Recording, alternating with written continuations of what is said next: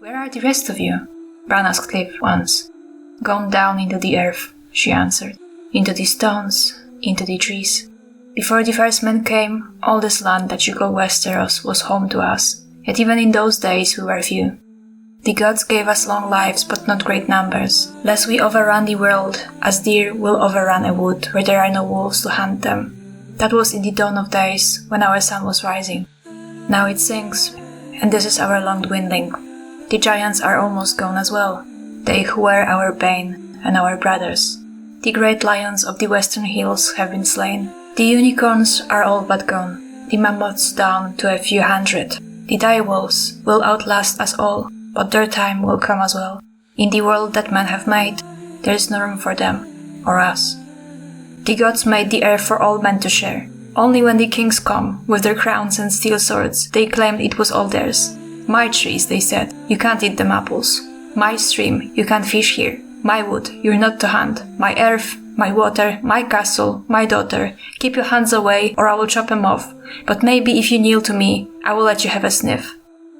The land known as Westeros has a long and complicated history, marked by numerous invasions. Yet, before the coming of the first men, the Andals, the Rhoynar, and the Targaryens, for 10,000 years, another group inhabited the lands now known as Westeros.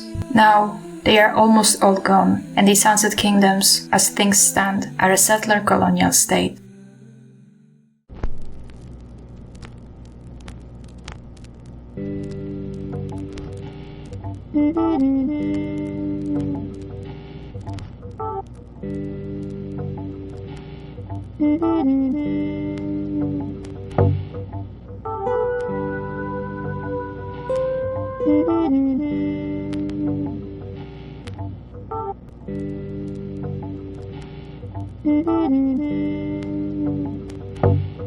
Before we start, remember that if you like my videos, like, subscribe and share, so that more people can see it. Make sure to click the notification button so that you never miss a new video. Also, you can listen to this on Spotify if you prefer. Check the link in the description. Indigenous technically means descending from a specific territory. You may, for instance, refer to a plant as indigenous to a certain area. Usually though, this word is used to describe groups of people, yet in this instance, you probably won't see Germans referred to as indigenous to Germany, even though they technically are indigenous to the areas of Rhineland, Bavaria, Saxony, and so on. That is because indigenous, in the context of peoples, describes a certain status in relation to the land. Indigenous peoples live on all continents, from the Arctic to the Pacific, via Asia, Africa, and the Americas. There is no singularly authoritative definition of indigenous peoples under international law and policy, and the Indigenous Declaration does not set out any definition. In fact, its Articles 9 and 33 state that indigenous peoples and individuals have the right to belong to an indigenous community or nation in accordance with the traditions and customs of the community or nation concerned, and that they have the right to determine their own identity. The International Labour Organization's Convention concerning indigenous and tribal peoples in independent countries distinguishes between tribal and indigenous peoples as follows, highlighting also the importance of self-identification. Tribal peoples in independent countries whose social, cultural, and economic conditions distinguish them from other sections of the national community and whose status is regulated wholly or partially by their own customs or traditions or by special laws or regulations. Peoples in independent countries who are regarded as indigenous on account of their descent from the populations which inhabited the country or a geographical region to which the country belongs at the time of conquest or colonization or the establishment of present state boundaries and who, irrespective of their legal status, retain some or all of their own social, economic, cultural, and political institutions. Self-identification as indigenous or tribal shall be regarded as a fundamental criterion for determining the groups to which the provisions of this convention apply. Despite the lack of an authoritative definition, there are criteria that help to define indigenous peoples. The main one is the criterion of self-identification, and those proposed by José Martínez Cobo in his Study of the Problem of Discrimination Against Indigenous Populations, which include historical continuity with pre-invasion and or pre-colonial societies that developed on their territories, distinctiveness, non-dominance,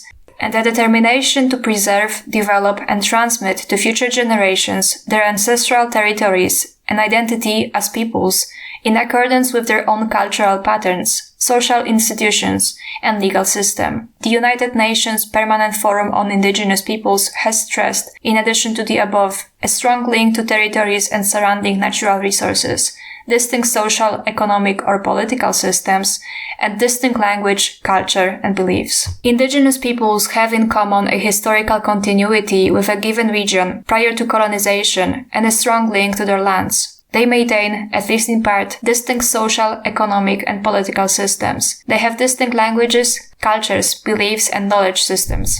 They are determined to maintain and develop their identity and distinct institutions, and they form a non-dominant sector of society. There are over 476 million indigenous people living in 90 countries across the world, accounting for 6.2% of the global population. Of those, there are more than 5,000 distinct groups. While the vast majority of indigenous people worldwide are people of color, this definition proves that indigenous isn't a race or ethnicity, but rather a certain status. For instance, the Sammy people of Norway, Sweden, Finland, and Russia are officially recognized as indigenous, even though many of them look similar to other Europeans and thus would be considered white. Though it must be highlighted that this is a point of contention among Nordic racists, and in the past, Nazi-affiliated anthropologists subjected them to eugenics specifically to prove that they are distinctly non-European. Additionally, not every ethnic minority is considered indigenous either. The most significant difference between an ethnic minority and an indigenous nation is that the latter has a specific historical and cultural tie to the land that gives it priority over the former and others in its claim for self-determination within that territory.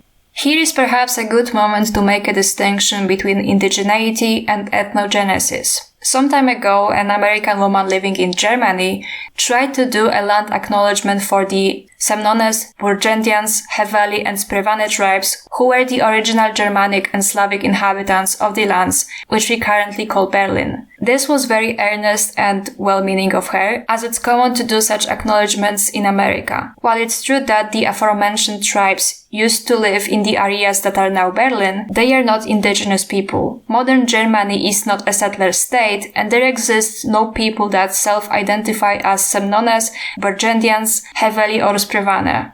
This is because over the course of centuries, they slowly became what is known as modern Germans, in the process called ethnogenesis, defined as the process by which a group of people becomes ethnically distinct, the formation and development of an ethnic group. Thus, the Germans we know today are those very Semnones, Burgendians, Heveli, and Sprevane. They are very much on their own land. The status of indigenous is not always permanent either. The Algerians, for instance, are only retroactively referred to as indigenous since they have successfully decolonized their land from the French settlers. Still, it must be noted that in Algeria, the Amazigh tribes are indigenous in relation to Arabs and are still referred to as such. For a state to have an indigenous population, a process called settler colonialism usually takes place. Both colonialism and settler colonialism are premised on exogenous domination, but only settler colonialism seeks to replace the original population of the colonized territory with a new society of settlers, usually from the colonial metropole. This new society needs land, and so settler colonialism depends primarily on access to territory. This is achieved by various means, either through treaties with indigenous inhabitants or simply by taking possession. Britain, for example, implemented the doctrine of terra nullius, land belonging to no one,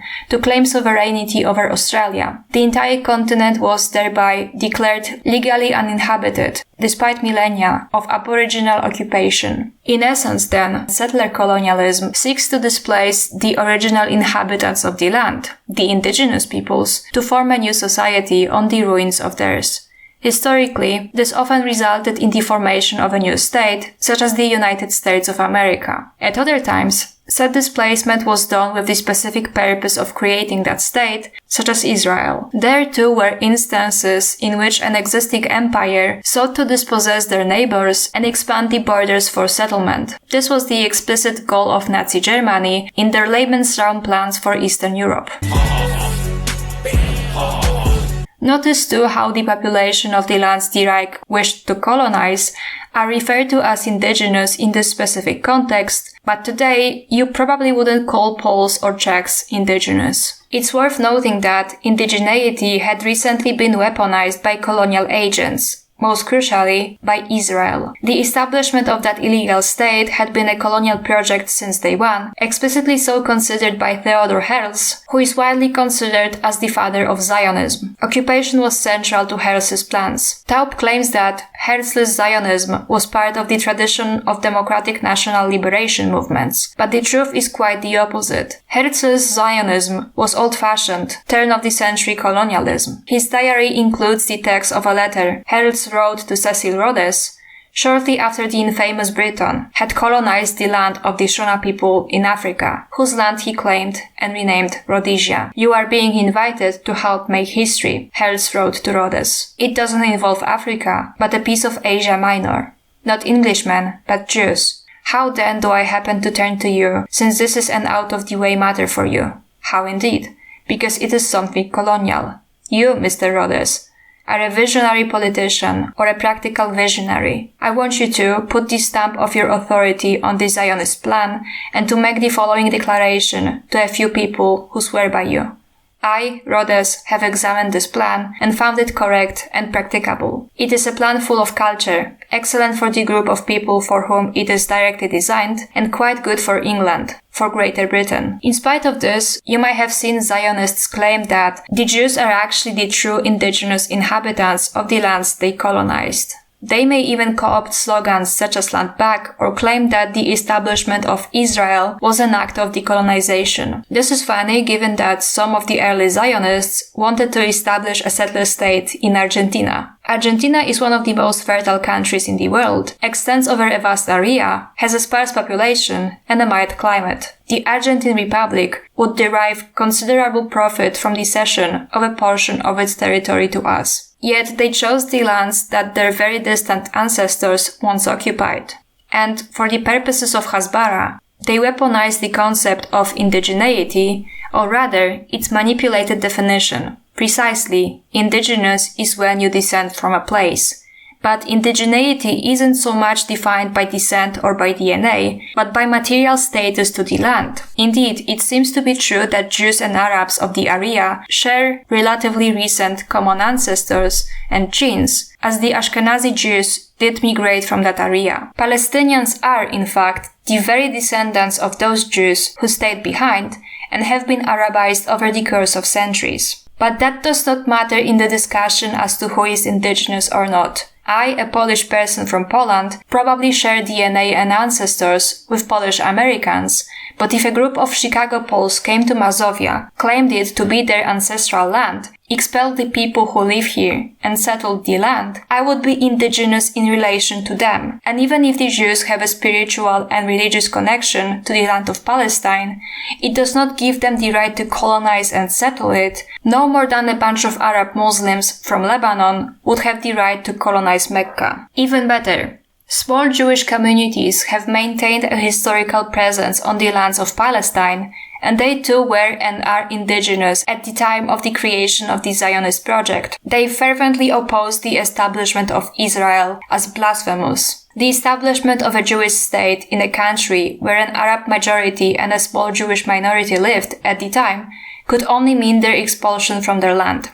Tolerance prevailed at that time, with religious Jews living in Palestine before Zionism, as is clear from the many Jewish neighborhoods in Jerusalem, Hebron, Tiberias, and Safed. Arab peoples had no familiarity with anti-Semitism. The Ottoman Empire and Arab countries occasionally underwent waves of incitement and brutal practices against religious minorities, especially in times of crisis. Yet this was the exception, rather than the rule. There were no particularly hostile anti-Jewish phenomena that could be called anti-Semitism. It is noteworthy that one of the first condemnations against secular Zionist settlement in Palestine was issued by the Orthodox Jewish community in Jerusalem. They were the first to denounce Zionist settlement in Palestine, ideologically, in a petition directed to the Ottoman Sultan. In case it wasn't clear, it's still and will always be Free Palestine from the river to the sea.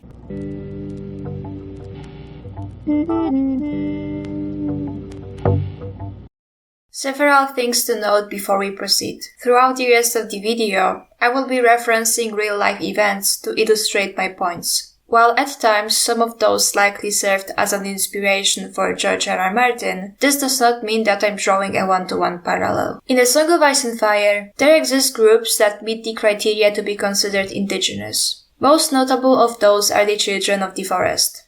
They are mentioned as early as A Game of Thrones. They were people of the Dawn Age, the very first, before kings and kingdoms. In those days, there were no castles or holdfasts, no cities, not so much as a market town to be found between here and the Sea of Dorne. There were no men at all. Only the Children of the Forest dwelt in the lands we now call the Seven Kingdoms. They were a people dark and beautiful, small of stature, no taller than children, even when grown to manhood. They lived in the depths of the wood, in caves and crannogs and secret tree towns. Slight as they were, the children were quick and graceful. Male and female hunted together, with weirwood bows and flying snares. Their gods were the gods of the forest, stream and stone, the old gods whose names are secret. Their wise men were called green seers, and carved strange faces in the weirwoods to keep watch on the woods. How long the children reigned here or where they came from, no one can know. But some 12,000 years ago, the first men appeared from the east, crossing the broken arm of Dorne before it was broken. They came with bronze swords and great leathern shields, riding horses. No horse had ever been seen on this side of the narrow sea. No doubt the children were as frightened by the horses as the first men were by the faces in the trees. As the first men carved out holdfasts and farms, they cut down the faces and gave them to the fire. Horror-struck, the children went to war. The old songs say that the green seers used dark magics to make the seas rise and sweep away the land, shattering the arm, but it was too late to close the door. The wars went on until the earth ran red with blood of men and children both, but more children than men, for men were bigger and stronger, and wood and stone and obsidian make a poor match for bronze. Finally, the wise of both races prevailed, and the chiefs and heroes of the first men met the green seers and wood dancers amidst the weirwood groves of a small island in the great lake called God's Eye. There they forged the pact. The first men were given the coastlands, the high plains and bright meadows, the mountains and bogs, but the deep woods were to remain forever the children's, and no more weirwoods were to be put to the axe anywhere in the realm. So the gods might bear witness to the signing, every tree on the island was given a face, and afterward, the Sacred Order of Green Men was formed to keep watch over the Isle of Faces. The pact began 4,000 years of friendship between men and children. In time, the first men even put aside the gods they had brought with them and took up the worship of the sacred gods of the wood. The signing of the pact ended the Dawn Age and began the Age of Heroes. So long as the kingdom of the first men held sway, the pact endured, all through the Age of Heroes and the Long Night and the birth of the Seven Kingdoms. Yet finally there came a time, many centuries later, when other peoples crossed the narrow sea. The Andals were the first, a race of tall, fair-haired warriors who came with steel and fire and the seven-pointed star of the new gods painted on their chests. The wars lasted hundreds of years, but in the end, the 6 southern kingdoms all fell before them. Only here, where the king in the north threw back every army that tried to cross the neck, did the rule of the first men endure. The Andals burned out the weirwood groves, hacked down the faces, slaughtered the children where they found them, and everywhere proclaimed the triumph of the seven over the old gods. So, the children fled north. The vast majority of the inhabitants of Westeros believe that the children no longer exist. You listen to too many of Old Nan's stories. The others are as dead as children of the forest, gone 8,000 years. Maester Luwin will tell you they never lived at all. No living man has ever seen one. However, we get an early indication that this is not the case. Bran's fist curled around the shiny black arrowhead. But the children of the forest are all gone now, you said. Here they are, said Osha. North of the wall, things are different. That's where the children went,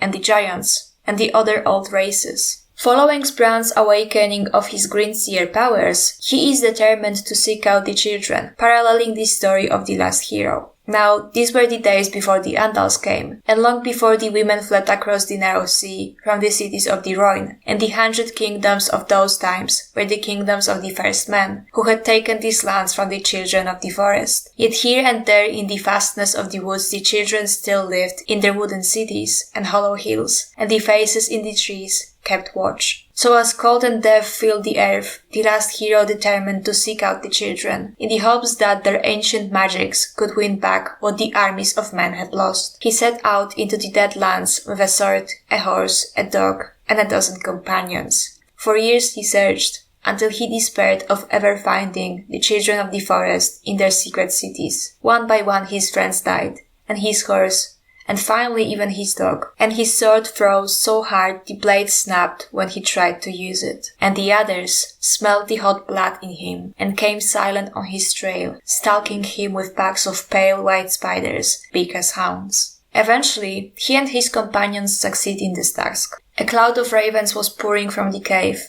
and he saw a little girl with a torch in hand, darting this way and that. For a moment Bran thought it was his sister Arya, madly, for he knew his little sister was 1,000 leagues away, or dead. And yet there she was, whirling, a scrawny thing, ragged, wild, her hair a tangle. The next he knew, he was lying on a bed of pine needles, beneath a dark stone roof. The cave. And the Arya thing stood over them, clutching her torch. "The snow," Bran said. "It fell on me. Buried me. Hid you. I pulled you out." Mira nodded at the girl. "It was her who saved us, though. The torch. Fire kills them. Fire burns them. Fire is always hungry." That was not Arya's voice, nor any child's. It was a woman's voice, high and sweet, with a strange music in it, like none that he had ever heard, and a sadness that he thought might break his heart. Bran squinted to see her better. It was a girl, but smaller than Arya. Her skin dappled like a doe's beneath a cloak of leaves. Her eyes were queer, large and liquid, golden green, slitted like a cat's eyes. No one has eyes like that. Her hair was a tangle of brown and red and gold, autumn colors, with vines and twigs and withered flowers woven through it. "Who are you?" Mira Id was asking. Bran knew. "She's a child of the forest. The first men named us children," the little woman said. "The giants called us Vohdak Nagran, the squirrel people, because we were small and quick and fond of trees. But we are no squirrels, no children. Our name in the true tongue means those who sing the song of earth. Before your old tongue was ever spoken, we had sung our songs 10,000 years." Mira said, "You speak the common tongue now."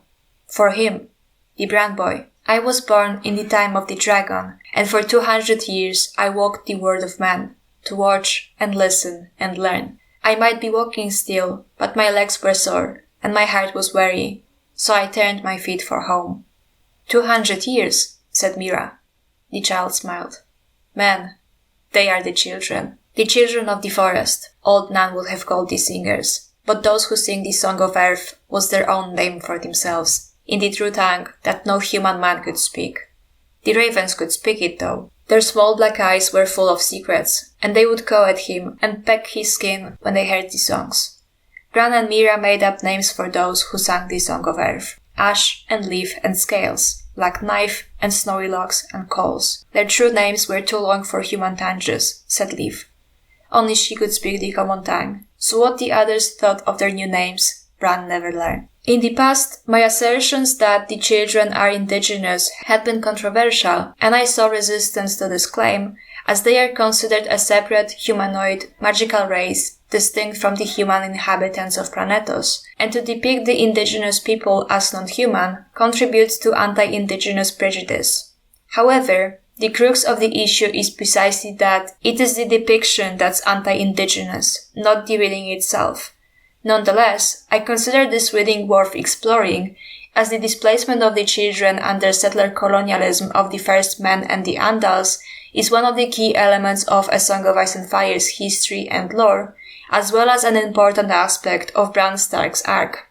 The parallel of the founding of Westeros to the founding of America seems intentional, especially because there were several instances of European colonizers referring to indigenous Americans as red children of the forest. The work of James Madison Payne, an Indian boy 12 years old, proves, as the writer well observes, that the red children of the forest are as capable of being interested in right lines, angles, and parallelograms as any other youth. A Christian himself and deeply impressed with the truth and the blessing of the white man's religion, he appears to have made up his mind that before his grey hairs go down to the grave, he must see the Christian religion go on and increase, and the good news of the gospel carried to the red children of the forest on the shores of the great Chippeway Lake. Under these circumstances, I have been obliged to consider what is best to be done for the red children of the forest, and I now tell you my thoughts. The name Red Children of the Forest is how the colonizer referred to the original inhabitants of the land now known as America, while their true names are Apache, Cherokee, Cree, Choctaw, Inuit, Navajo, Lakota, and so on. Similarly, the first men called them the Children of the Forest, while they named themselves those who sing the Song of Earth.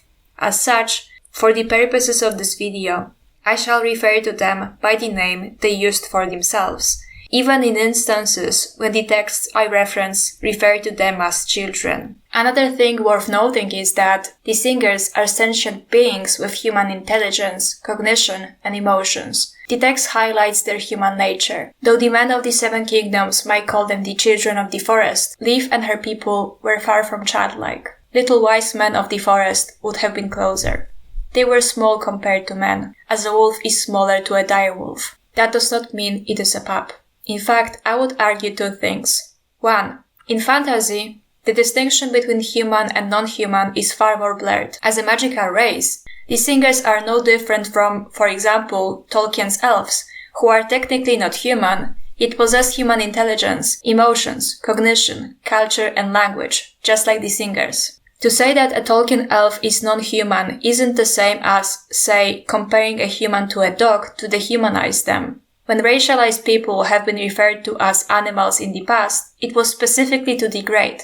Would it really be the same to compare someone to an elf? Ironically, I saw the very same people who resist the reading of the singers as indigenous dehumanize them by referring to them as animals. Here, someone even said, "You can't colonize animals." It is very much my belief that, from a biological standpoint, the singers are not just humanoid or human-like, but fully human. What convinced me of this was this post. Nature and Origins of Those Who Sing the Song of Earth, published on a WordPress blog, Un Chant de Glace et de Feu. The author, Un Autre Monde, cross-posted it on Reddit as well. They have since been inactive, which is a shame, because it is a great analysis, and it seems to me that this person has professional knowledge on biology. They successfully argued that the singers are not only human, but the same species of human as other inhabitants of Westeros. The author provides evidence to this by comparing the singers to the Langi, the Nathi, and the Crannogmen, but what interests me in this specific case are the Westerosi Crannogmen. As such, for the purpose of cohesion, I will ignore the Nathi and the Langi. We will first hear about the Ibinese, which may seem off topic, but you will soon see that it is anything but. A species is often defined as the largest group of organisms in which any two individuals of the appropriate sexes can produce fertile offspring, typically by sexual reproduction. The first step in our long journey is in the Shivering Sea. The Ibinese are an ancient people of islanders from the north of Essos. The Word of Ice and Fire gives an extremely precise description of their morphological type. But above all, the text contains essential information about these people of a biological nature. Though the men of Ib can father children upon the women of Westeros and other lands, the products of such unions are often malformed and inevitably sterile, in the manner of mules. Ibinese females, when mated with men from other races, bring forth not-bite stillbirths and monstrosities. In fact, this excerpt describes hybridization by interspecific crossing, a barbaric term if ever there was one. This is not to be confused with intraspecific crossing, as between two dogs of different breeds. Here we are talking about reproduction between two distinct species, such as a horse and a donkey, a lion and a tiger, a camel and a llama. These crosses have the particularity of producing individuals that are generally not very fertile or even sterile. Moreover, note the detail.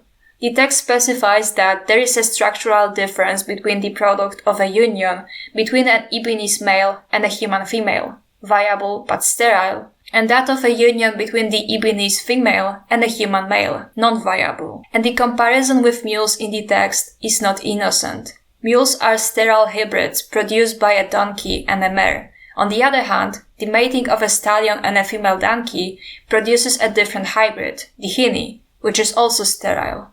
This excerpt reveals that the definition of species is valid in the world of A Song of Ice and Fire, and that humans and Ibinese are as genetically different as horses and donkeys are. The Ibinese are likely meant to be a stand-in for Neanderthals. However, as outlined on the Wiki of Ice and Fire, the description of the Ibinese as a people that stand apart from the other races of mankind, their skulls with heavy ridged sloping brows, larger square teeth, and massive jaws, their wide chest and short limbs, and the fact that their few children with other races are often deformed or sterile, suggests that George R.R. Martin designed them as a different species than humanity, likely inspired by Neanderthals. Furthermore, popular culture often depicted Neanderthals as extremely hairy, not supported by current scientific research, and it was not commonly known until the mid-2010s, after the publication of The World of Ice and Fire, that Neanderthals interbred with early modern humans,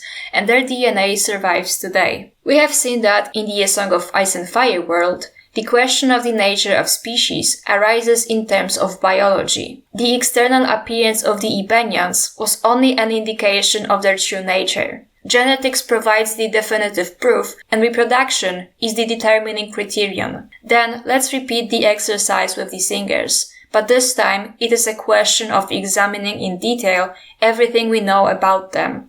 Let us observe them very carefully, and above all, let us not stop at appearances. Eye color and size are particularly interesting, as they are very important in general in A Song of Ice and Fire. Members of the same family often have similar eyes. Sometimes the eyes can reveal a character's secret identity. Here they will interest us especially as a hereditary genetic trait. The description of the singers may suggest that they are a species in their own right, but the reproduction data is missing to confirm or disprove this. However, if we could demonstrate that the singers and humans can produce viable and fertile offspring, we could conclude that, unlike the Iberian case, these two groups constitute a single species. There is no formal proof of this, but strong clues suggesting that humans and singers can indeed have children, and that they themselves can generate offspring. Everyone will form an intimate conviction after examining the facts. These clues include human groups that seem to share a very particular characteristics with the singers. Let's follow the singer trail where they lived, because they left their mark. If, in the past, humans and singers interbred, their descendants must have hereditary genetic traits. And it is. The idea is that human populations have lived in contact with the singers, that crossbreeding has taken place, and that these people are its descendants. The Cranogmen are a reclusive people who dwell in the Neck, a land covered in swamp and bog, infested with quicksand, lizard lions, snakes, and poisonous plants. The histories say that the Cranogmen grew close to the singers. They live in houses of thatched and woven reeds, wield nets, and use poisoned arrows. They are talented hunters and warriors. Despite their slight stature and somewhat primitive lifestyle, they have proven a notoriously difficult people to conquer. They saw their kings as the first among equals, who were often thought to be touched by the old gods, a fact that shows itself in the eyes of strange hues, like Jojen Reed's unusually deep mossy green eyes, or even in speaking with animals. Some claim the Cranogmen's small stature results from inadequate nourishment. Others say it is because they intermarried with the singers. The last sentence, although speculative, is full of meaning. Not only is this a formal reference in the text to possible crossbreeding, but it emphasizes a genetic consideration, the transmission of hereditary traits, and even suggests the evolution of a human group as a result of this transmission. Their environment, marshes and bogs, forests and hills, jungle and caves, typical of the kind of environment that the singers like, indicates that they may have been present on these territories in the past. Finally, it should be noted that These regions are singularly isolated, an essential feature from an evolutionary point of view. These places might have fostered a certain mix between the human populations and the singers present, as well as an evolution in isolation. We are not going to insist on the culture. We have already mentioned that it does not constitute formal proof of intermixing. Let us simply note that the cultures of these very old peoples indicate that they have been close to the singers, probably in peaceful coexistence, because these peoples are peaceful, have never shown any desire for external conquest, and respect nature. We know that among the singers, some individuals called skin changers or greenseers possessed powers. The powers of the singers are explicitly mentioned in relation to the Cranachman. Of course, these peoples have their own physical characteristics. What interests us is those they have in common with the singers, because it can be assumed that they acquired these hereditary traits through reproduction with the singers, and that they were then transmitted from generation to generation. Many features in the morphology of the mixed peoples recall the singers, but the eyes are the best indicator of the intermixing between human populations and the singers, in particular the color of the irises. As for the Cranachman, the text mentions eyes of a strange color, and Georgian Reed's description is unequivocal. The mixed peoples are humans with singers among their ancestors. We can imagine that human populations arrived on territories occupied by the singers. As long as these humans were peaceful and respected nature, these two groups could coexist. Over time, intermixing has taken place, and traces of it can be found in current populations. In conclusion, all the clues are there to affirm that crossbreeding has taken place on a relatively large scale. This demonstrates that biologically, humans and singers are in fact one and the same species. The singers are not supernatural beings, contrary to what the author leads us to believe. Since humans are the main subject of George R. R. Martin, this choice seems consistent. And it is not just another twist on a character's secret identity, because it is related to the deep themes of the story. What really defines the singers is their humanity, their smiles, their sadness. They are humans. Their appearance is only a consequence of their history. How does this twist serve the story? Of course, it is a matter of playing with our expectations to surprise us. The author has done everything possible to ensure that, upon discovering the singers, the reader immediately imagines supernatural beings, creatures such as wood elves or pixies, or nature spirits. But to say that George R. R. Martin plays with tropes has become a trope in itself. If the author preferred to imagine another humanity, it is to put ours in perspective. For the protagonists, the singers are part of a vanished world. Yet, from our perspective as readers, they could be our descendants, our children's children's children. This is George R. R. Martin's tour de force, to present, through beings of the past, a future for mankind. In fact, the theme of this story is not simply an allegory of the opposition between man and nature, this great classic of fantasy literature that everyone expects. The real point of the encounter between the singers and the first man is mankind in conflict with itself. The human being, in all its forms and complexity, is truly at the heart of A Song of Ice and Fire. Finally, George R. R. Martin could have directly revealed the nature of the origin of the singers, but he only gives us enough clues to understand by ourselves. However, it is all about making it a secret and not revealing it to the reader. Thus, he questions us on whether or not we are able to see humanity inside strangeness. In short, that the singers and other inhabitants of Westeros are able to produce fertile offspring proves that they are human from a biological standpoint. And even if they weren't biologically of the species of Homo sapiens, they would still otherwise belong to the Homo genus. And the Latin word homo means human. Homo neanderthalensis and Homo erectus were no less human than Homo sapiens. The Neanderthal especially had a high level of advancement. They were skilled hunters and toolmakers, were resourceful, made jewelry, buried their dead, painted on cave walls, and likely had language. Another thing worth noting is that the Neanderthal was not genocided by us or other human species, but likely died out due to other factors, with the leading hypothesis being that they were unable to adapt to the changes in climate. If that makes you sad the way it makes me sad, then remember that they are never truly gone, as to this day we carry their DNA. And even if the Neanderthal died out as a result of other species killing them with an intent to destroy in whole or in part, it would nonetheless be an act of genocide, irrespective of it belonging to a different species of human.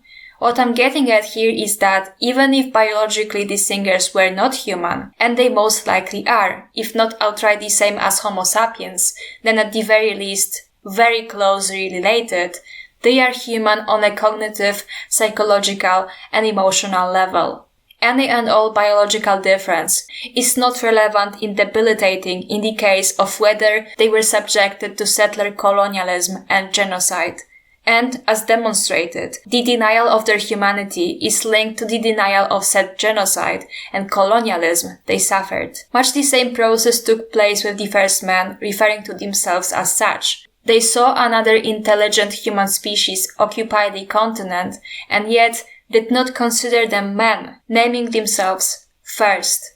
This is reminiscent of colonial claims of terra nullius, used as a legal framework for Britain to colonize Australia. Terra nullius, meaning land belonging to no one, was the legal concept used by the British government to justify the settlement of Australia.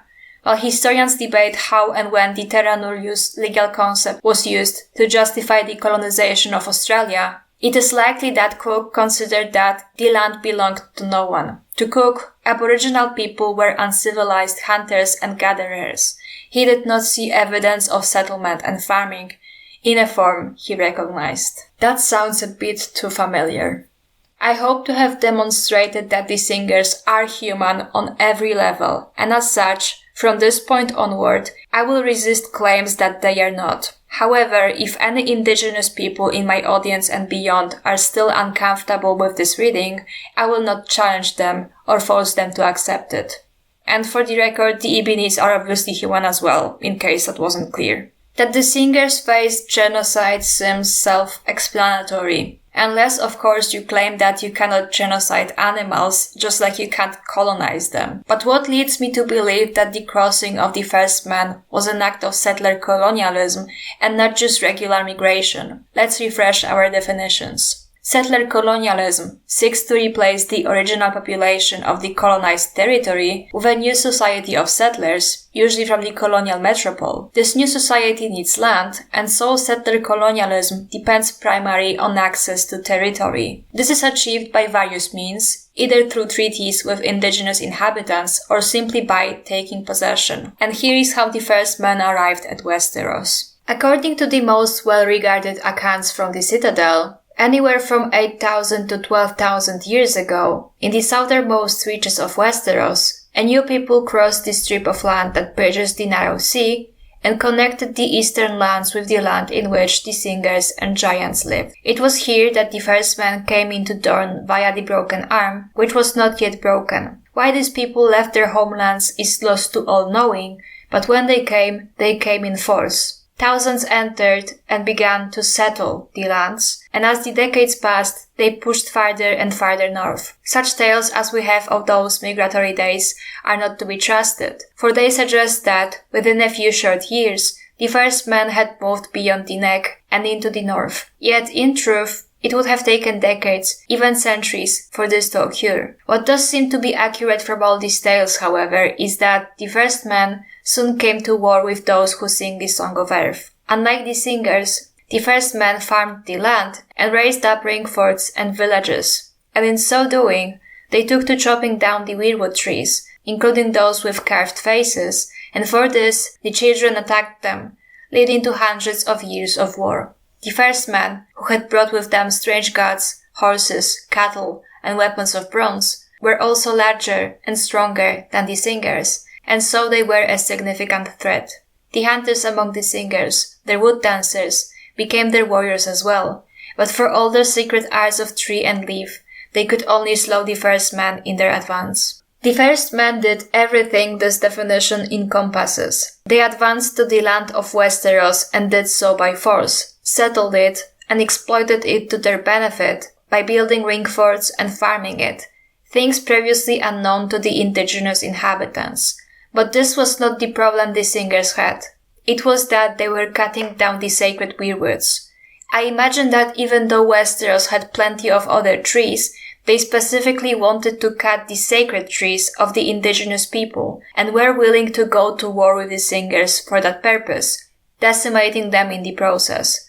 Famously, Brandon of the Bloody Blade murdered so many singers at the Blue Lake that it has been known as Red Lake ever since. Had the first men maintained their respect to the sacred weirwoods, the singers probably would agree to sharing the land in a peaceful coexistence. Nonetheless, it should be noted that the act of fashioning the land to the benefit of the settler is not neutral either, as it often has disastrous consequences for the climate and nature. Unlike the settlers, the natives know how to manage the land in a way that is not destructive or disruptive to the ecosystem. For instance, indigenous Americans practice cultural burning, defined as the intentional lighting of smaller controlled fires to provide a desired cultural service, such as promoting the health of vegetation and animals that provide food, clothing, ceremonial items, and more. It links back to the tribal philosophy of fire as medicine. When you prescribe it, you're getting the right dose to maintain the abundance of productivity of all ecosystem services to support the ecology in your culture. As European colonizers spread across the United States, fire suppression became more common. Without cultural burns, organic matter built up, putting forests at risk of devastating wildfire. Suppression, along with urban development and climate change, has led to more large, uncontrolled fires that can quickly spread through areas with lots of underbrush. The good news is that in recent years, the cultural burnings have been reintroduced on a larger scale. Yosemite National Park, California in 2005, members of the Southern Sierra Miwok Nation and the Tuolumne Band of Miwok partnered to conduct a prescribed burn that benefited both ecological and cultural resources in Yosemite Valley. Yosemite firefighters had the opportunity to work with the Native American tribes with knowledge of the area and burning experience that spans thousands of years. The goal of this prescribed fire was to control the non-native and invasive Himalayan blackberry and to encourage growth of traditionally used plants. The Miwok used traditional ignition methods for this prescribed burn, which was preceded by a traditional ceremony. Coming back to the weirwoods. The act of the settlers destroying elements of nature sacred to the indigenous population is a pattern repeated in various colonial endeavors. For instance, the Israeli military is known to destroy and uproot Palestinian olive trees. The Israeli military has destroyed about 3,000 olive trees in the village near Ramallah in the occupied West Bank, the head of the local council says, as Palestinians face a continued wave of violence across the territory in the shadow of Israel's war on Gaza. The Israeli military issued an order to uproot olive trees in a 0.27 square kilometers area in Al-Mukhair, a village of about 4,000 residents northeast of Ramallah. The army justified the measure by saying the trees posed a security threat to a main Israeli settlement road that runs through the village's lands. For decades, the Israeli military has uprooted olive trees, an important Palestinian cultural symbol, across the occupied Palestinian territory as part of the country's efforts to seize Palestinian land and forcibly displace residents. What makes the act of cutting down the weirwoods even more horrific is that, according to Jojen, the singers of the forest had no books. No ink, no parchment, no written language. Instead, they had the trees, and the weirwoods above all. When they died, they went into the wood, into the leaf and limb and root, and the trees remembered. All their songs and spells, their histories and prayers, everything they knew about the world. Meisters will tell you that the weirwoods are sacred to the old gods. The singers believe they are the old gods. When singers die, they become part of the godhood. Thus, this was not just an attack on nature, but on the sacred knowledge, traditions, and even the dead, destroying the very souls that went into the trees. an undisputed act of colonial violence. Eventually, according to a legend, the singers broke the land bridge so that no more first men arrive. But the first men proved too powerful, and the singers are said to have been driven to a desperate act. Legend says that the great floods that broke the land bridge, that is now the broken arm, and made the neck a swamp, were the work of the Green Seers, who gathered at Mount Kaelin to work dark magic. Some contest this, however. The first men were already in Westeros when this occurred, and stemming the tide from the east would do little more than slow their progress. Moreover, such power is beyond even what the Green Seers are traditionally said to have been capable of. But this, too, was futile. Regardless, the singers fought as fiercely as the first men to defend their lives. Inexorably, the war ground on across generations, until at last the singers understood that they could not win. The first men, perhaps tired of war, also wished to see an end to the fighting. The wisest of both races prevailed, and the chief heroes and rulers of both sides met upon the Isle in the God's Eye to form the pact. Giving up all the lands of Westeros save for the deep forests, the singers won from the first men the promise that they would no longer cut down the weirwoods. This is similar to the treaties European settlers made with indigenous Americans. As the 19th century began, land-hungry Americans poured into the backcountry of the coastal south and began moving toward and into what would later become the states of Alabama and Mississippi. Since Indian tribes living there appeared to be the main obstacle to westward expansion, white settlers petitioned the federal government to remove them. Although Presidents Thomas Jefferson and James Monroe argued that the Indian tribes in the southeast should exchange their land for lands west of the Mississippi River, they did not take steps to make this happen. Indeed, the first major transfer of land occurred only as the result of war. In 1814, Major General Andrew Jackson led an expedition against the Creek Indians, climaxing in the Battle of Horseshoe Bend, in present-day Alabama near the Georgia border, where Jackson's forces soundly defeated the Creeks and destroyed their military power. He then forced upon the Indians a treaty whereby they surrendered to the United States over 20 million acres of their traditional land, about 1/2 of present-day Alabama and 1/5 of Georgia. Over the next decade, Jackson led the way in the Indian removal campaign, helping to negotiate 9 of the 11 major treaties to remove Indians. Under this kind of pressure, Native American tribes, specifically the Creek, Cherokee, Chickasaw, and Choctaw, realized that they could not defeat the Americans in war. The appetite of the settlers for land would not abate, so the Indians adopted a strategy of appeasement. They hoped that if they gave up a good deal of their land, they could keep at least some a part of it. The Seminole tribe in Florida resisted in the Second Seminole War, 1835-1842, and the Third Seminole War, 1855-1858. However, neither appeasement nor resistance worked. While the first men seem to have upheld their part of the deal and even fought alongside the singers on several occasions, another ethnic group, the Andals, took what remained of the singers' land and drove them to near extinction. As with the first men before them, the Andals proved bitter enemies to the remaining singers. In their eyes, the singers worshipped strange gods and had strange customs, and so the Andals drove them out of all the deep woods the pact had once given them. Weakened and grown insular over the years, the singers lacked whatever advantages they had once had over the first men. And what the first men could never succeed in doing, eradicating the singers entirely, the Andals managed to achieve in short order. While the reasons for the migration of the first men are lost to history, we do know why the Andals crossed. The Maesters claim that they fled the prospect of Valerian slavery, and that I will not contest. However, in the oldest of the holy books, the Seven-Pointed Star, it is said that the seven themselves walked among their people in the hills of Andalos, and it was they who crowned Hugor of the Hill and promised him and his descendants great kingdoms in a foreign land. This is what the Septons and Septas teach as the reason why the Andals left Essos and struck west to Westeros. The religious rationale for the Andal conquest of Westeros is evocative of the rationales for the conquest of America. Most crucially, the concept of manifest destiny.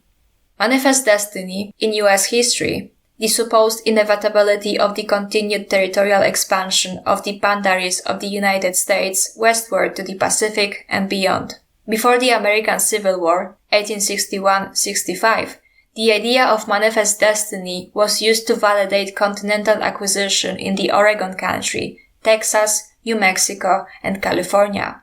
The purchase of Alaska after the Civil War briefly revived the concept of manifest destiny, but it most evidently became a renewed force in US foreign policy in the 1890s, when the country went to war with Spain, annexed Hawaii, and laid plans for an Isthmian canal across Central America. British North America was colonized through conquest, with an expansionist justification built on ideas of providential destiny, mission, and choseness to carry out God's will. In the early 17th century, the New England Puritans considered themselves the chosen founders of the new Israel in the North American wilderness.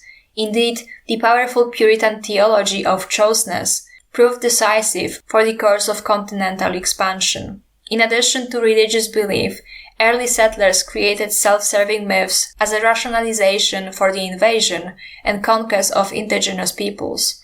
The so-called conquest myth, for instance, proclaimed that America was virgin land, a pristine wilderness, inhabited by non-peoples called savages who were incapable of civilization. Accordingly, European explorers and settlers were commanded by divine sanction or by the necessity of progress to conquer the wilderness and make it a garden, to bring civilization to the savage wilderness. Like the European settlers, the Andals believed that the land had been promised to them on religious grounds, and like them, they saw the singers as unworthy of existing in their manifested destiny, or their living space, if you will, and relentlessly genocided them. Most Westerosi settlers believed the singers to have been eradicated completely, but that's false. They still live in a settler state known as Westeros, beyond the wall and perhaps even on the Isle of Faces, where they established the pact with the First Men. And do they meet the definition of the indigeneity? One could say that they don't, since as previously established, there is no singularly authoritative definition of indigenous peoples under international law and policy, as indigenous peoples and individuals have the right to belong to an indigenous community or nation in accordance with the traditions and customs of the community or nation concerned, and that they have the right to determine their own identity. Since the concept of indigeneity is unknown to Westeros and there exists no legal documents that could define it, nobody in Westeros or Essos could self-identify as indigenous. Yet, the material reality of settler colonialism certainly exists. Therefore, irrespective of this, I believe it's worth to re-examine the definitions I provided in the previous sections and see if the singers meet other criteria. Peoples in independent countries who are regarded as indigenous on account of their descent from the populations which inhabited the country or a geographical region to which the country belongs at the time of conquest or colonization or the establishment of present state boundaries and who, irrespective of their legal status, retain some or all of their own social, economic, cultural, and political institutions. By the time of the First Men crossing on Westeros from the lands of always winter to the shores of the summer sea, only two peoples existed, those who sing the Song of Earth and the race of creatures known as the Giants. So, they were a population that inhabited the geographical region of all of Westeros prior to the arrival of the First Men and Andals. Those singers that we meet certainly are a community separate from other men, and they continue to organize their society in a way they did prior to the settlement. They do not have kings or lords, do not build castles, do not farm land. They made their homes simply, constructing no holdfasts or castles or cities. Instead, they resided in the woods, in crannogs, in bogs and marshes, and even in caverns on hollow hills. It is said that in the woods, they made shelters of leaves and weeds up in the branches of trees, secret tree towns. It has long been held that they did this for protection from predators, such as direwolves or shadow cats, which their simple stone weapons, and even their vaunted green seers, were no proof against. This is consistent with another aspect: historical continuity with pre-invasion and or pre-colonial societies that develop on their territories. This also checks out the box for distinctiveness, as the singers lived and continue to live lives wholly distinct from that of first men and andals. As small as children but dark and beautiful, they lived in a manner we might call crude today, yet they were still less barbarous than the giants. They worked no metal, but they had great art in working obsidian, what the small folk called dragon glass, while the Valyrians knew it by a word meaning frozen fire. To make tools and weapons for hunting. They wove no clothes, but were skilled in making garments of leaves and bark. They learned to make bows of weirwood and to construct flying snares of grass, and both of the sexes hunted with these. Their song and music was said to be as beautiful as they were, but what they sang of is not remembered, save in small fragments, handed down from ancient days. While the singers are believed to be gone, they very much aren't, and maintain such historical continuity with the pre-colonial society created by the settlers. Most crucially, the singers are well aware that their community is close to extinction precisely because of the new world that was created on the ruins of theirs. Before the first men came, all this land that you call Westeros was home to us, yet even in those days we were few.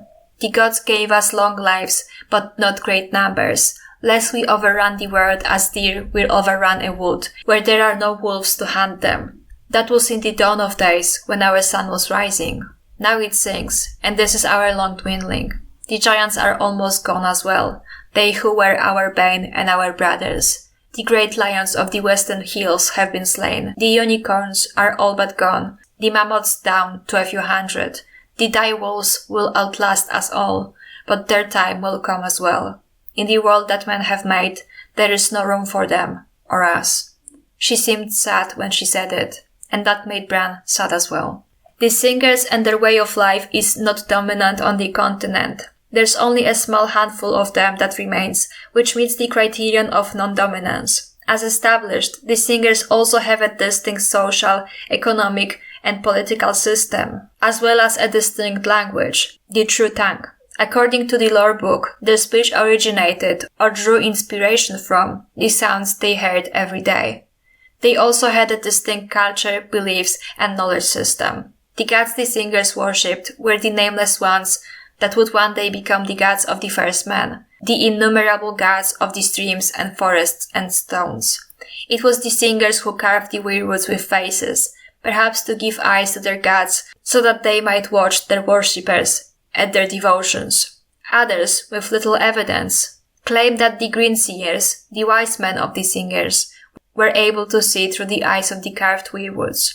The supposed proof is the fact that the first men themselves believed this. It was their fear of the weirwood spying upon them that drove them to cut down many of the carved trees and weirwood groves, to deny the singers such an advantage. The green seers employed their arts, and tales say that they could call the beasts of marsh, forest, and air to fight on their behalf, direwolves and monstrous snow bears, cave lions and eagles, mammoths and serpents, and more. That they managed to preserve what remained of their culture and society, in spite of the 2 genocides there survived and their near eradication, also shows that they display a determination to preserve, develop, and transmit to future generations their ancestral territories and identity as peoples in accordance with their own cultural patterns, social institutions, and legal system. While it's true that the first men eventually took the singer religion as their own, I would argue that the practice, at least as it stands now, is its bastardized form. "What will I know?" Bran asked the reeds afterward, when they came with torches burning brightly in their hand, to carry him back to a small chamber of the big cavern, where the singers had made beds for them to sleep. "What do the trees remember?" "The secrets of the old gods," said Georgian Reed. "Truths the first men knew, forgotten now in Winterfell, but not in the wet wild. We live closer to the green in our bogs and crannogs, and we remember. Earth and water, soul and stone, oaks and elms and willows. They were here before us all, and will still remain when we are gone. This bastardization is well visible in the misplaced belief that the weirwood trees are sacred to the old gods, when the reality is the trees are the gods, as they possess the souls of the singers, with all their ancestral sacred knowledge. All of this, too, begs the question, how exactly did the first man come in possession of the magical abilities of warging or greenside? We know that the Crannog man and the singers likely lived in harmony and peacefully intermarried and had children, but we do not know of such practices north of the neck.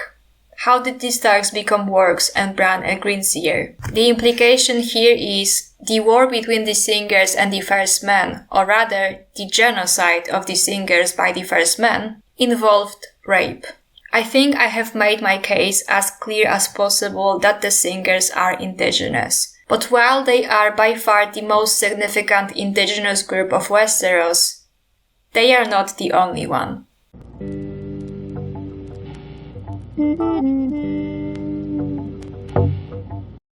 Small wonder that the Seven Kingdoms thought the free folk scarcely human. They have no laws, no honor, not even simple decency. They steal endlessly from each other, breed like beasts, prefer rape to marriage, and fill the world with base-born children. To be sure, to deny the humanity of the Indians, to define them in non-human terms, and to picture them as godless savage beasts, made it easy for the Euro-American invaders and settler colonists to argue that these non-peoples were disqualified from the right to possess land. The free folk, or the wildlings, as they are referred to by the Westerosi, are a group of people who live north of the Wall.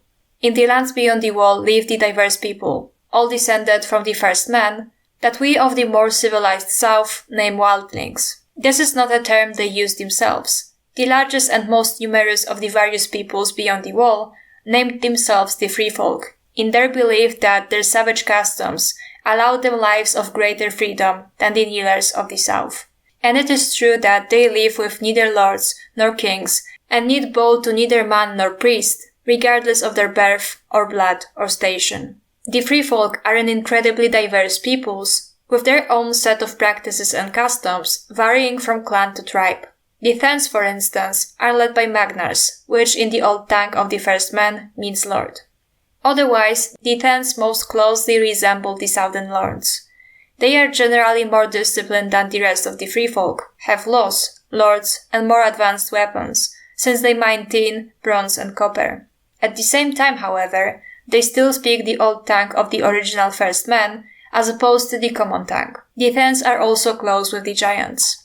Other clans include the Hornfoots, who live near the Frostbanks. They do not wear shoes, which turns the soles of their feet hard and black. The Ice River clans live by the ice rivers and south of the lands of Always Winter, and are believed to be cannibals. The men of the Frozen Shore live west of Frostbanks. They have dark eyes, strange names, and use chariots made of walrus bone, pulled by white dogs. They also breed reindeer, live in huts of ice, and wear seal skins. This brings interesting parallels to the Sammy and Inuit people. The Sammy people traditionally herd reindeers, while the Inuits live in igloos and use dogs as a form of transportation. Thus, the text parallels this particular clan to real-life indigenous people. But the question one might ask is, how can I claim that the free folk are indigenous if they descend from the same first men that colonized the Singers, while I don't consider the Starks and other first men south of the Wall as indigenous? The answer to this perceived contradiction is simple. Indigeneity is not so much about DNA or descent, but about the status one has to the land.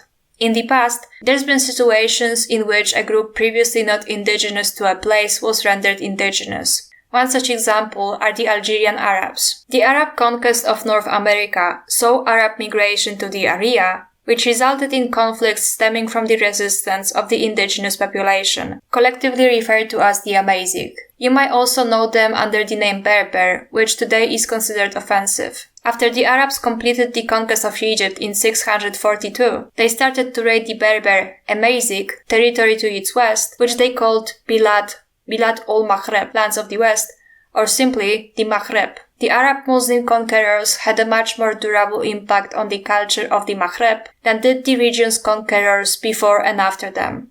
By the 11th century, the Berbers had become Islamized and in part also Arabized. The Islamization of the Berbers was a consequence of the Arab conquest, although they were neither forcibly converted to Islam nor systematically missionized by their conquerors, largely because its teachings became an ideology through which the Berbers justified both their rebellion against the caliphs and their support of rulers who rejected caliphal authority. Islam gained wide appeal and spread rapidly among these fiercely independent peoples. By the 680s, the Arabs have gone too far in the conquest of the Maghreb to be willing to accept defeat at the hands of a Berber leader, albeit one professing Islam. 2 large armies had been sent from Egypt, however, before organized Berber resistance could be suppressed. Political life of the Maghreb in the 8th century was dominated by the contradiction in the position of the Arab rulers who, while posing as the champions of a religion recognizing the equality of all believers, emphasized their ethnic distinctiveness and exercised authority with little regard for Islamic religious norms. Through their rebellion against caliphal rule in the name of Islam, the Berbers forged religious bonds with other Muslim opponents of the caliphs, and Islamic political concepts and religious norms gained favor in Berber society. The rebellion also led to the rule of caliphs being replaced by 4 separate Muslim states, dominated by dynasties that either nominally recognized caliphal authority, as was the case with the Aghlabids, or totally rejected it, as was the case with the other 3 states. Only the smallest and most politically insignificant state, the Principality of the Banu Midrar, in Sirj Ramasa, southern Morocco, was ruled by a Berber dynasty. Although many Amazigh have been Arabized over the course of centuries, the group maintained their presence in the area up to this day and are still considered indigenous. Yet in turn, Algeria has been colonized by France, rendering the entire population, Amazigh, Arab and others, indigenous in relation to the settlers. Algeria's incorporation into metropolitan France was a triumph for the territory's European settlers, achieved at the expense of the native Muslim population, who were denied political rights and were administratively repressed and economically deprived.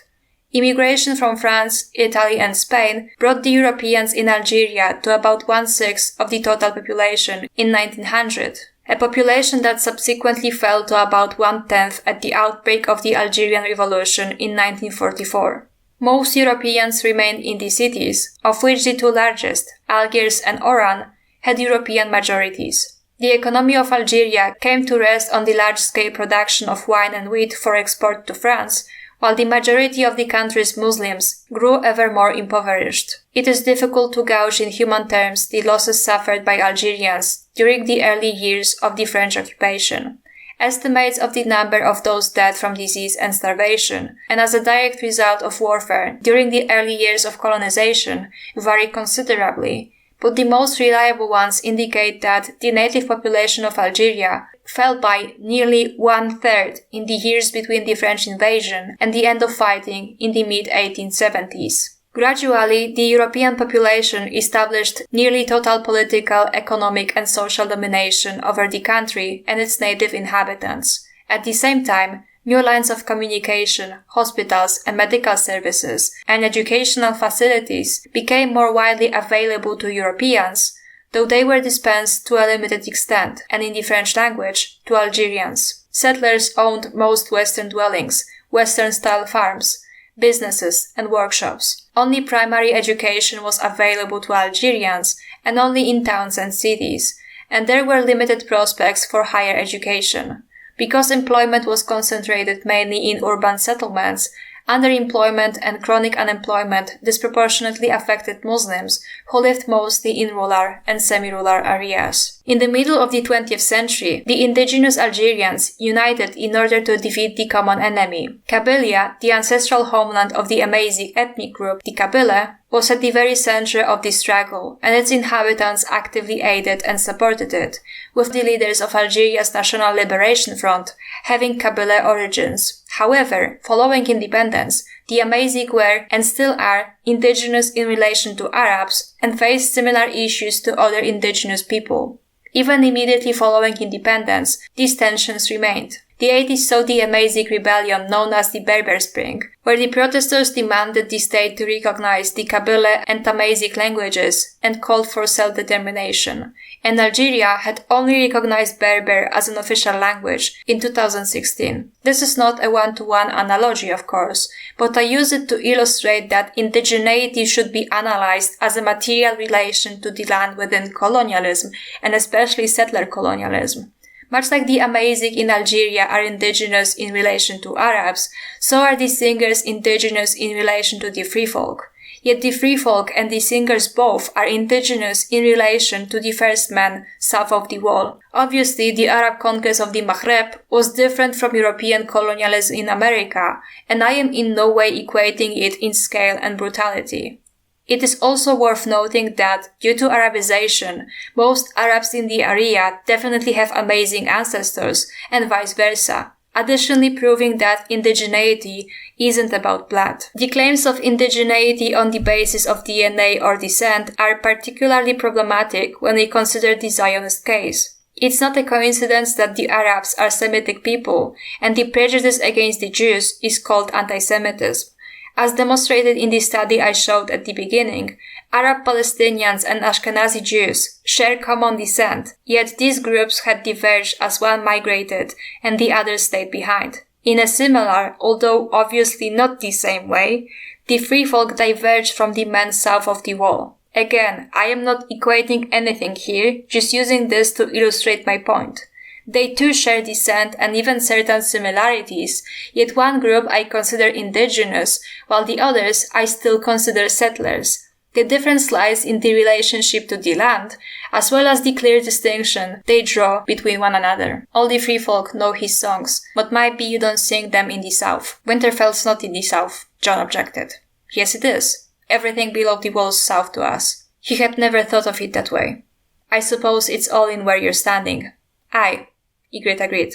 It always is. The free folk had faced displacement because of the building of the wall, and while in theory the wall existed to keep the realm safe from the others, it quickly became a way to divide the people and mark those north of it as lesser. This forceful division of the land and the equally forceful attempts to keep this division in place rendered the free folk indigenous in relation to the Andals and the first men. These words of Ygritte in particular corroborate this. You're the ones who steal. You took the whole world and built the wall to keep the free folk out. Did we? Sometimes John forgot how wild she was, and then she would remind him. How did that happen? The gods made the earth for all men to share. Only when the kings come with their crowns and steel swords, they claim it was all theirs. My trees, they said, you can't eat them apples. My stream, you can't fish here. My wood, you're not to hunt. My earth, my water, my castle, my daughter, keep your hands away or I will chop them off, but maybe if you kneel to me, I will let you have a sniff. What the first men south of the wall did was precisely a theft of land that should and could be shared peacefully, since as she also rightfully notes, men can't own the land, no more than they can own the sea or the sky. The free folk, I would wager, are an example of the Westeros we could have had if the first men respected the singers all along. The woods, the rivers, the land are indeed for everyone to share. There's a place for everyone. So long as there's respect for it, its traditions, and the original inhabitants, coexistence is possible. This is exemplified by the fact that the free folk are respectful of other races inhabiting their land. The Thens, as mentioned, are particularly close to the giants. When the free folk unite under Mans, the giants too join them, and when thinking of how little of them remained, Ygritte cries. Why are you weeping? John asked. It was only a song. There are hundreds of giants. I've just seen them. Oh, hundreds, she said furiously. You know nothing, Jon Snow. It's also not a coincidence that the free folk are far more in tune with the religion of the old gods. By living alongside the people whose religions they practiced, they adopted it in its non-bastardized form. A faint wind sighted through the godswood, and the red leaves stirred and whispered. Summer bared his teeth. You hear them, boy? A voice asked. Bran lifted his head. Osha stood across the pool, beneath an ancient oak, her face shadowed by leaves. What are you doing here? They are my gods too, Osha said. Beyond the wall, they are the only gods. Tell me what you meant about hearing the gods. Osha studied him. You asked them, and they're answering. Open your ears, listen, you will hear. Bran listened. It's only the wind, he said after a moment, uncertain. The leaves are rustling. Who do you think sends the wind if not the gods? They see you, boy. They hear you talking. That rustling, that's them talking back. What are they saying? They're sad. Your lord brother will get no help from them, not where he's going. The old gods have no power in the south. The weirwoods there were all cut down thousands of years ago. How can they watch your brother when they have no eyes? The Northmen justified this division by claiming that if they hadn't repelled all the free folk invasions, they would conquer the 7 kingdoms, rape, pillage, steal, and so on. The threat posed to the realms by these savage peoples can safely be discounted, save for the times, once in a great while, when they're united beneath the leadership of a king beyond the wall. Though many wildling raiders and war chiefs have aspired to this title, few have ever achieved it.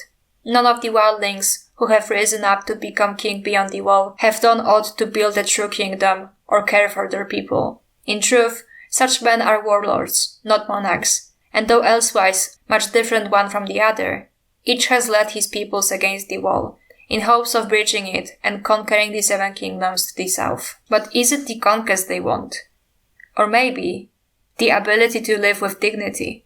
But they also live meanly, and are not free from starvation, from the extremities of cold, from barbaric warfare, or from the depredations of their own kind. The lawlessness beyond the wall is nothing to envy, as any man who has seen wildlings can attest, and many have so attested, in a number of works based on accounts from the rangers of the Night's Watch. Their pride in their poverty, in their stone axes and wicker wood shields, and in their flea-infested pelts, is part of the reason they are set apart from the people in the 7 kingdoms. Or maybe, as things stand now, they just want to escape from the existential threat. Why do you think I ran south with Steve and Hallie and the rest of them fools? Mans thinks he will fight, the brave, sweet, stubborn man. Like the White Walkers were no more than rangers. But what does he know? He can call himself king beyond the wall all he likes, but he's still just another black crow who fled down from the Shadow Tower. He's never tasted winter. I was born up there, child, like my mother and her mother before her, and her mother before her. Born of the free folk. We remember. The free folk named themselves the free folk and disparaged men south of the wall as kneelers, wholly rejecting their concept of lords, kings, and feudal inheritances, save for the Thens, and even then the situation is nuanced. In turn, the men south of the wall disparaged the free folk as wildlings, and considered them both evil and barely human. He remembered the half-tales old Nan told them. The wildlings were cruel men, she said, slavers and slayers and thieves. They consorted with giants and ghouls, stole girl children in the dead of night, and drank blood from polished horns. And their women lay with the others in the long night, to sire terrible, half-human children. Small wonder that the 7 kingdoms thought the free folk scarcely human. They have no laws, no honor, not even simple decency. They steal endlessly from each other, breed like beasts, prefer rape to marriage, and fill the world with base-born children. While the disdain the free folk have for the kneelers is simple and largely harmless mockery, the disdain the kneelers have for the free folk has marks of both dehumanization and demonization. In imperial and colonial contexts, there were 2 principal ways in which dominant groups constructed an understanding of racial difference: dehumanization and demonization. The dehumanization of others asserted that other people inherently lack qualities fundamental to being human, in the sense of deserving moral respect, rights, and protection. Lacking certain human capacities, therefore, they do not need to be treated as human beings. By contrast, demonization held that these others are, literally or figuratively, demonic and morally evil. All of this is relative to cultural perceptions. John's assertion that the free folk are seen as scarcely human is ironic in that, in many ways, they are not at all different from the Westerosi. The Westerosi often prefer rape to marriage too. One cannot forget the abhorrent practice of the First Night, outlawed by Elizane and Jaehaerys, but still practiced by the northern mountain clans, the Skagosi and Roose Bolton. But because this practice was done within law, then it's suddenly alright. Similar is the case of bastardy. "Do you mislike the girl?" Tormund asked. "No, but What can I say that he will believe me? I am still too young to wed." "Wed?" Tormund laughed. "Who spoke of wedding? In the south, must a man wed every girl he bets?" John could feel himself turning red again. "She spoke for me when Rattleshirt would have killed me." I would not dishonor her. You are a free man now, and Ygritte is a free woman. What dishonor if you lie together? I might get her with child. Aye, I would hope so. A strong son, or a lively laughing girl kissed by fire. And where's the harm in that? Words failed him for a moment. The child would be a bastard. Are bastards weaker than other children? More sickly? More like to fail? No, but you're bastard born yourself, and if Ygritte does not want a child, she will go to some woods witch and drink a cup of moon tea. We do not come into it once the seed is planted. I will not father a bastard. Tormund shook his shaggy head. What fools you kneelers be. Tormund is correct. What difference does it make if the parents are married or unmarried? Does it give someone inherently more or less value? The presumption that it matters lies in the feudal laws of inheritance. It's purely subjective, and the free folk rejecting this system of inheritance means they do not value someone for who they were born to, and under what circumstances, but based on who they are as people, arguably making them more progressive. Let us look once more at common aspects of indigenous people. The free folk certainly have historical continuity with societies as they existed prior to the division caused by the wall. They are distinct. The Westerosi themselves consider them to be wholly apart from themselves, as do the free folk themselves. They are non-dominant, as they constitute a small fraction of the general population of Westeros, and their way of life, economic and political systems are different from others. They have distinct beliefs and knowledge systems. At some point, Jon even thinks, we look up at the same stars and see such different things. Some of them, like the Tents, even have a distinct language. The only tricky part here are a determination to preserve, develop and transmit to future generations their ancestral territories and identity as peoples in accordance with their own cultural patterns, social institutions and legal system, as well as a strong link to territories and surrounding natural resources. While they most certainly want to preserve, develop and transmit to future generations their identity as peoples, the question of land and the link to territories and surrounding natural resources is not as clear-cut, as they actively want to leave these lands in pursuit of a better life. However, this does not happen because they hate the land they are on, but because they have no other choice, and to live there was not their decision, all due to the colonial violence they were subjected to. Lastly, there is a particular meta-parallel. In 2015, Kit Harington, the actor playing Jon Snow, said, "It's actually Jon's fault. He's concentrating on the bigger picture, missing the little hints all around him. If you let a whole bunch of fucking wildlings through your gates, it's like Israel letting through a whole bunch of Palestinians, or Palestine letting through the Israelis. It's two warring factions who hate each other. And so you're going to have dissent. And that dissent comes in its fiercest form, with the final blow." Obviously this take is wrong on many levels, but in a roundabout way, he accidentally ended up being correct. The heavily fortified wall around Gaza exists to keep the indigenous Palestinians away, much like the wall exists to keep the indigenous free folk away. Tel Aviv announced in 2021 the completion of an enhanced security barrier around the Gaza Strip designed to prevent militants from sneaking into Israel, known as the Iron Wall. The 65-kilometer barrier includes hundreds of cameras, radars and other sensors, and 140 tons of iron and steel were used in its construction, which took 3.5 years to complete. Defense Minister Benny Gantz said at the ceremony unveiling the Iron Wall, "This barrier, a creative technological project of the First Order, denies Hamas one of the capabilities that it tried to develop and puts a wall of iron, sensors and concrete between it and the residents of the South," according to Times of Israel. The wall has garnered international condemnation for its impact on the Palestinian population. Critics argue that the wall has effectively turned Gaza into an open-air prison, restricting the movement of Palestinians and exacerbating the already dire humanitarian situation in the enclave. Palestinians in Gaza face severe restrictions on movement. The primary crossing point for Palestinians in Gaza to enter Israel or the West Bank is the Erez crossing.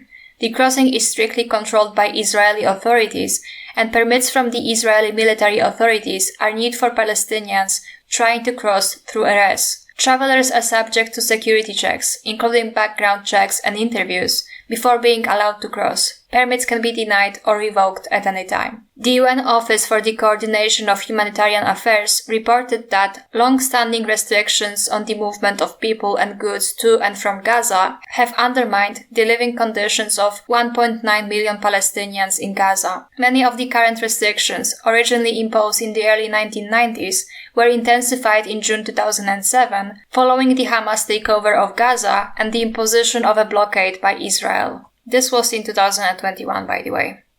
Like the Israelis, the kneelers also use a wide variety of justification for this state of things. If we let them in, they will attack, rape, pillage, and conquer our kingdom. But the real reason is that they see them as lesser than themselves on colonial grounds.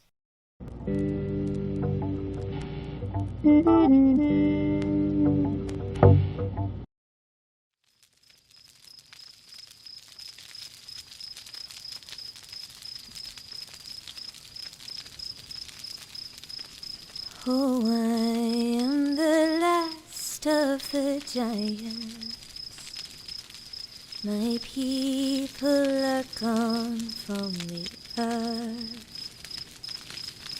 The last of the great mountain giants who ruled all the world at my birth. Hey, hey, hey, hey, ho, ho, hey,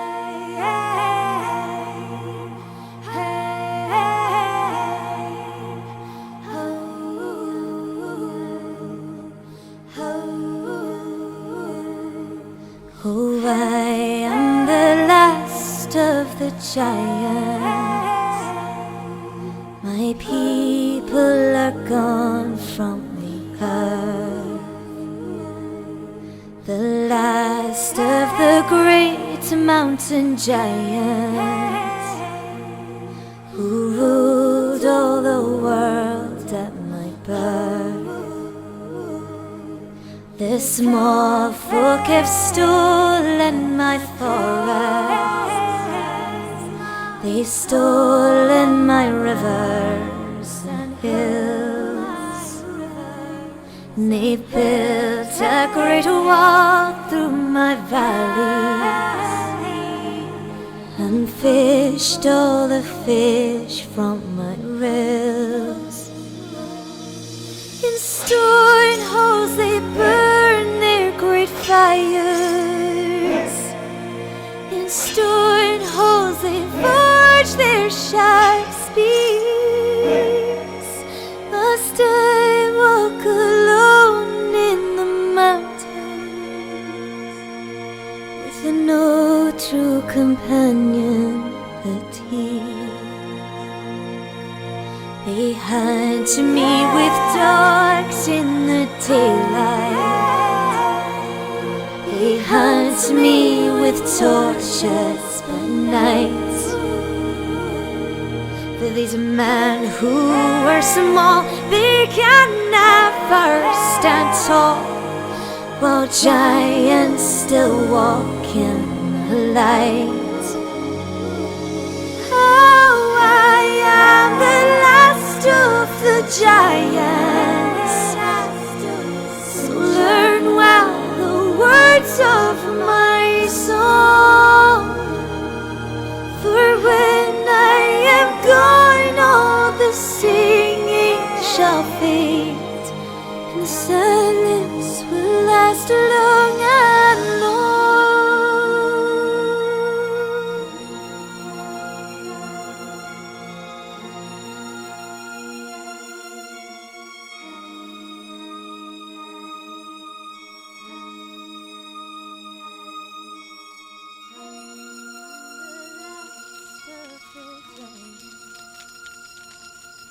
My people are gone from the earth. The last of the great mountain giants who ruled all the world at my birth.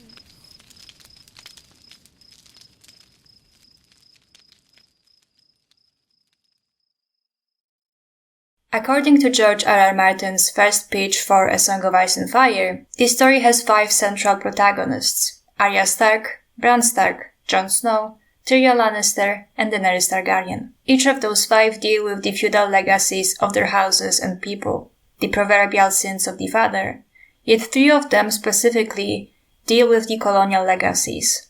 Daenerys Targaryen deals with the colonial legacy of Old Valyria that stained the continent of Essos with slavery. Bran Stark parallels the last hero and seeks out the Singers. Jon Snow lets the free folk pass south of the Wall, freeing them from that open-air prison. These 3 arcs are in conversation with each other. All 3 are forced to face and rectify the crimes of those that came before them, in service of the survival of all humanity. There is, however, a huge difference in how these 3 arcs are perceived. Bran is reduced to a magical exposition machine, rather than a young boy seeking out the wisdom of those people that came before him. Danny's struggle is often considered colonial in and of itself. Jon is the one that regularly receives wide praise for his reintegration of the free folk. But that praise rings hollow when there's no acknowledgement that he is explicitly undoing the colonial crimes of his ancestors.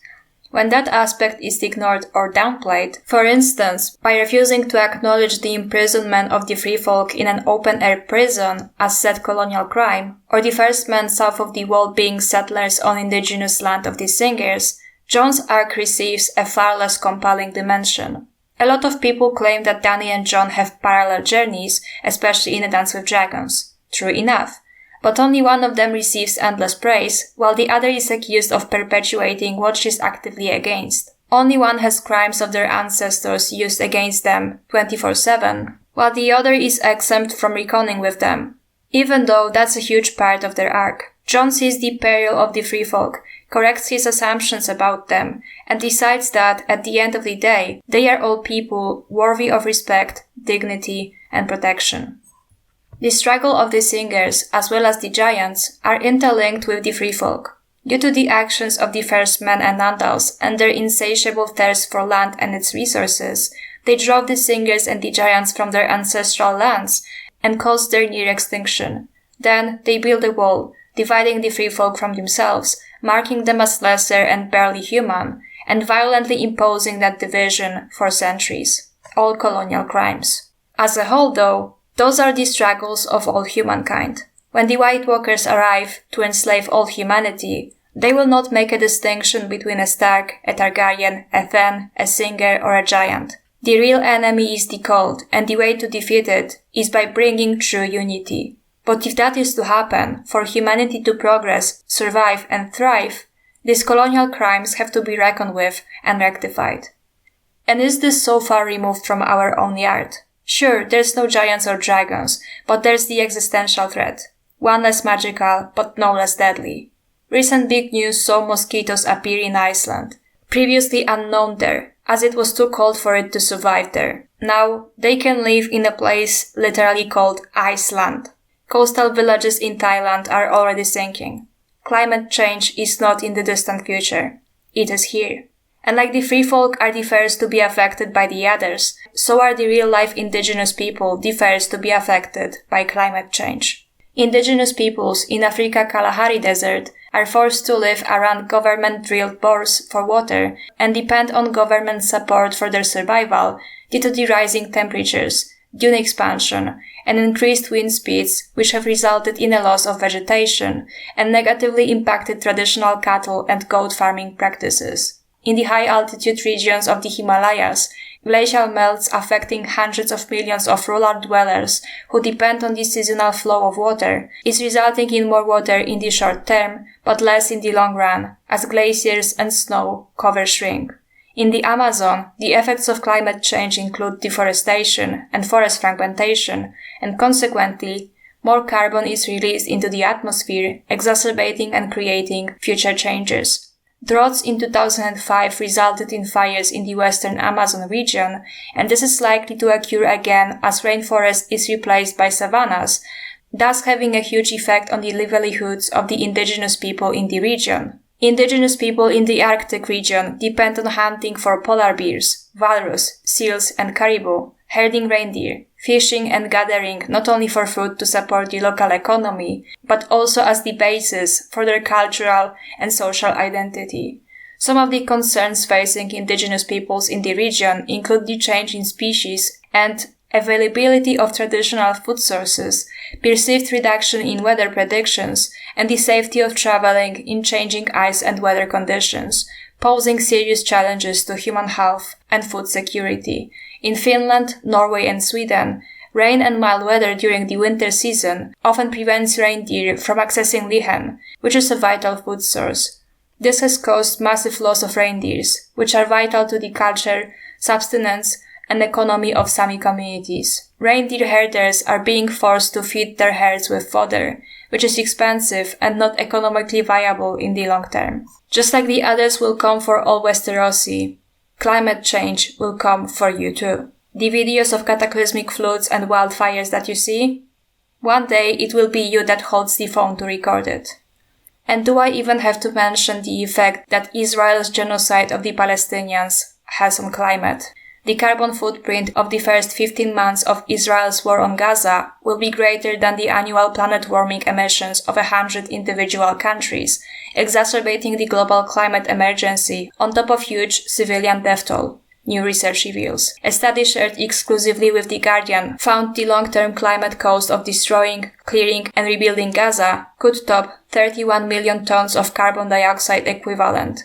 This is more than the combined 2023 annual greenhouse gases emitted by Costa Rica and Estonia, yet there is no obligation for states to report military emissions to the UN climate body. Even outside climate change, the indigenous people of our real world are some of the most vulnerable members of our society. Indigenous people face many challenges. These include a denial of their right to control their own development based on their own values, needs and priorities, a lack of or very poor political representation, a lack of access to social services. Often, indigenous peoples are excluded or poorly represented in decision-making processes on matters that directly affect them and are not consulted about projects affecting their lands or the adoption of administrative or legislative measures that may affect them. Also, they are often displaced from their ancestral lands as a result of ventures such as the exploration of natural resources.